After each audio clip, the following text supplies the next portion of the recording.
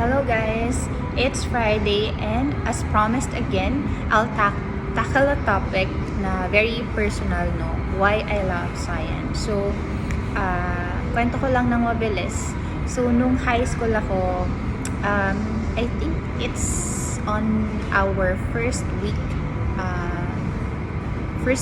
tackling or discussing about science is basically a science subject. And then, our teacher asked us what's the benefit of science.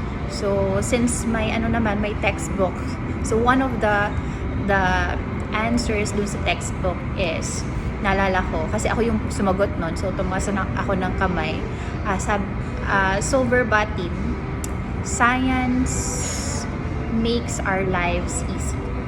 So, hindi at that time, syempre hindi ko naman masyadong naintindihan. Basta gusto ko lang sumagot since alam ko naman yung sagot. And then, kapag graded participation siya or graded, anong tawag doon? That time. Yun, basically, graded participation siya. So, and then, one time, fast forward, nasa graduate studies. So that time I was working in a laboratory connected to seaweed taxonomy, biodiversity, and ecology. So my boss was Dr. Chono, our national scientist. So one time, someone came, a student, and he's going to present his thesis. I couldn't remember anymore the person, but he asked Dr. Chono what's the ultimate tip in order for him to pass the thesis defense. So naalala ko, sabi ni Dr. Chono, if you know the basic and you know your study or your topic, definitely you could pass 100% the thesis defense, and that stick with me. So that time, so yung two instances na yun yung parang it revolves around why I love science. Kasi number one, totoo naman, no, I realized na science really makes people lives easy. At the same time, if we understand the basics of science, we can understand how life works, how Earth works, how our body works, and so on and so forth. So marami siyang complexities, pero basically complexities in a sense na we have a lot of aspects to look at. But in this sense, no, so diba, we think science is as complicated as moving people from Earth to Mars, right? Again, welcome back to me. But science is as simple as people should sleep at night because if not, it has an inherent consequence. So, ganun lang kasimple ang science I found out.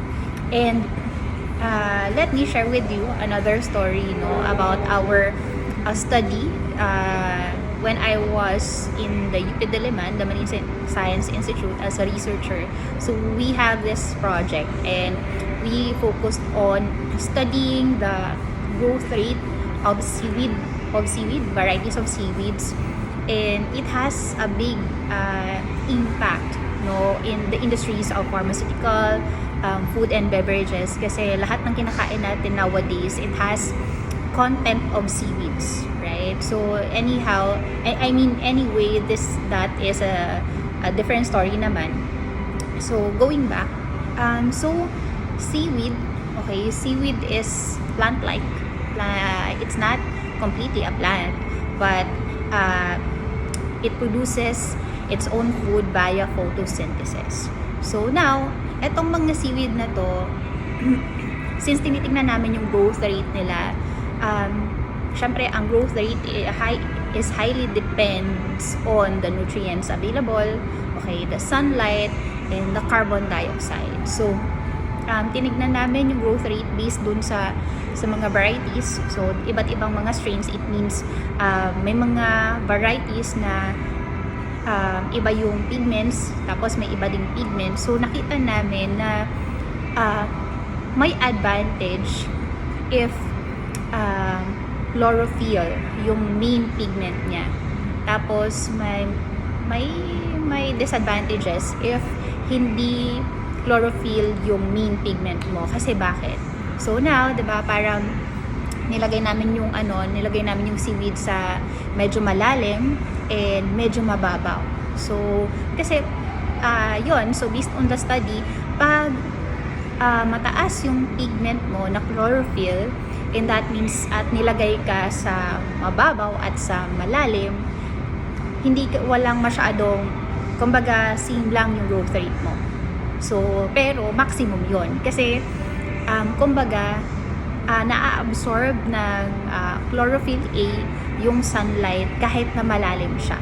So yan, and that means again maximize pa din naman yung growth rate mo. Whereas napansin namin dun sa study na yon, yung mga strains na medyo may mga red pigments or iba yung main pigments nila like Lycobelline or and so on so forth. So pag nilagay mo sila sa malalim na part, hindi na sila masyadong lumalaki.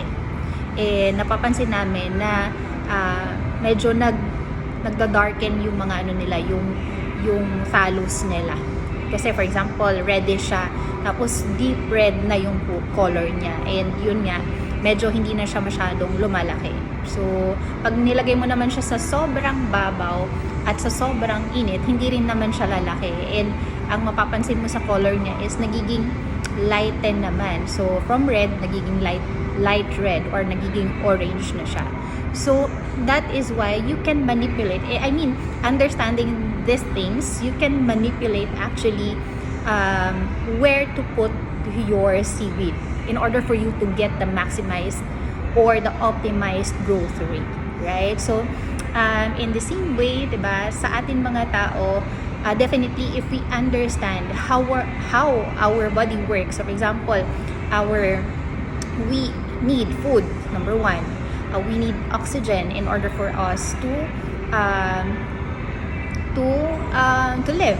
live every day. So pero syempre sa context ng food, kailangan natin, 'di ba? Ano ba yung kailangan ng cells natin mismo? Ano yung mga nutrients na kailangan, kasi hindi lang siya basta-basta na nutrients lang. So may mga specifics.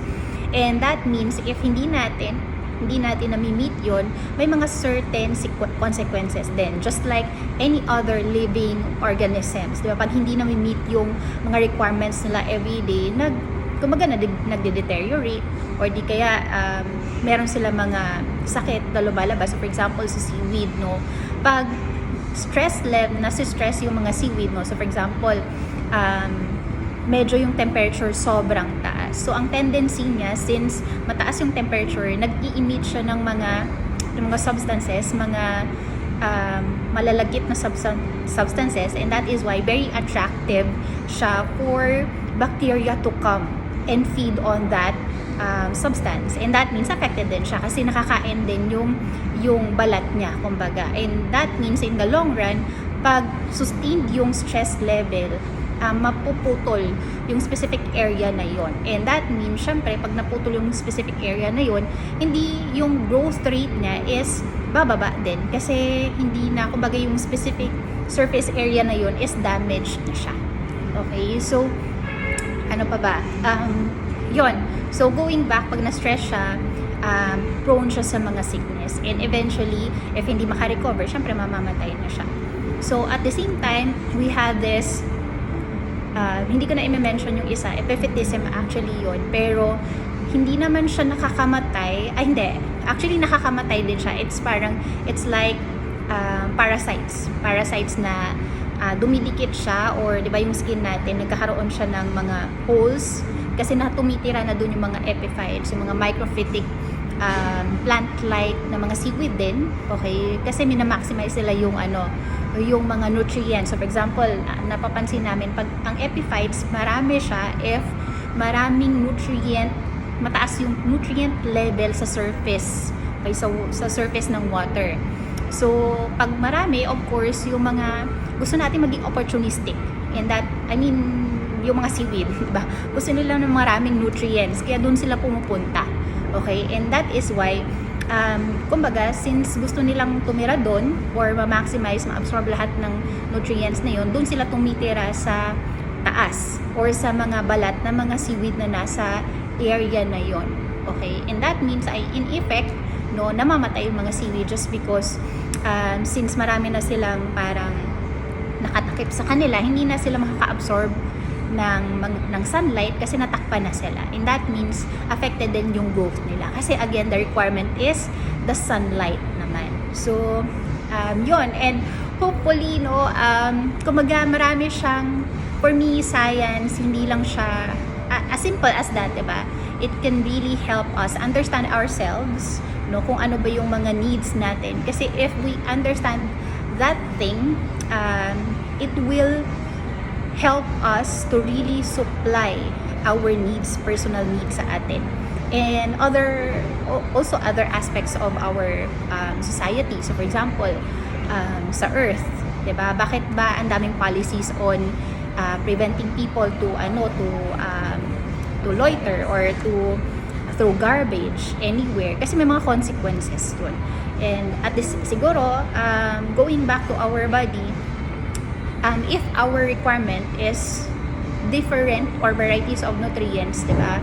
And it doesn't really need parang carbonic acid or may medyo excess sugar, diba? Parang iisipin natin, parang automatic sa atin, or parang iisipin agad natin yung consequences if iinom tayo everyday ng soft drinks, or di kaya naman yung muscle natin, it needs pala a level of stress na we have to exercise, right? So parang in a way maiisip natin yun, sige, gagawin natin to para in return mas magiging healthy ako, or magiging sustained yung, mas magiging better yung wellness ko, right? And yun, so again, that is why I love science, guys.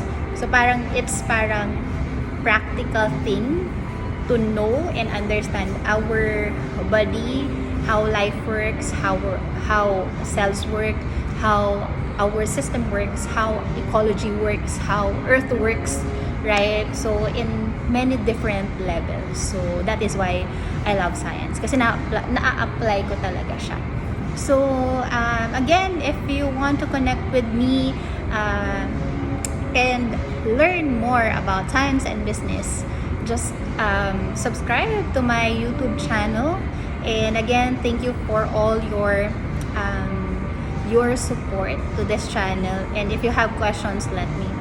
That's all. Bye-bye.